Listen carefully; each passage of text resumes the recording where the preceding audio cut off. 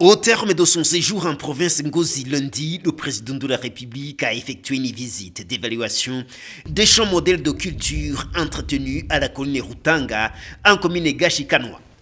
Des champs qui s'étendent sur un espace de plusieurs hectares. On peut y remarquer des bananeraies en maturité de récolte, des caféiers en cours de production de cerises, des caféiers en croissance. Au total, plus de 4400 caféiers se comptent à cette colline. Une gamme large de cultures vivrières, comme ces champs de haricots, le champ de manioc, des champs de patates douces de diverses variétés. En ce complexe de cultures, on note également des céréales.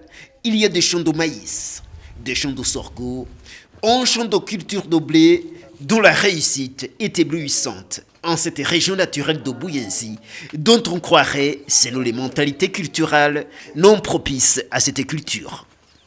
Le chef de l'État fit savoir que la récolte au champ modèle de Rutanga s'avère bien satisfaisante. Cette saison, nous remarquons avec satisfaction qu'à travers tout le pays, nous allons avoir une récolte qui est très bonne.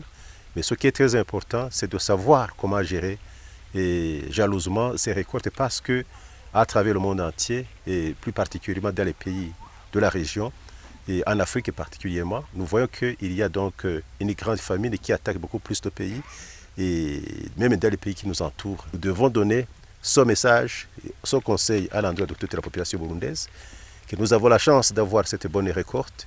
Il faut donc savoir comment gérer et d'une façon responsable, à telle enseigne que nous pouvons donc garder cette récolte jusqu'aux prochaines saisons culturelles. Le président de la République lance un appel vibrant aux fonctionnaires de l'État et aux opérateurs économiques d'investir leurs efforts dans le domaine de l'agriculture.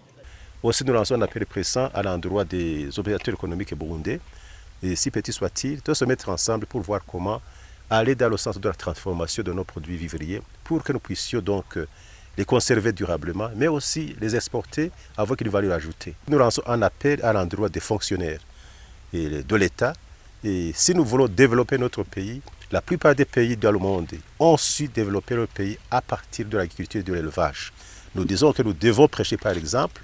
Cet exemple que nous sommes en train de faire à l'endroit de toute la population burundaise, c'est montrer que aller à l'école ne signifie pas se mettre donc au travail pour que nous puissions produire et développer notre pays. À cette colline de Rutanga, l'agriculture est associée à l'élevage. On peut y noter une porcherie dressée aux méthodes modernes et un élevage de vaches, notamment de races traditionnelles dites races encolées.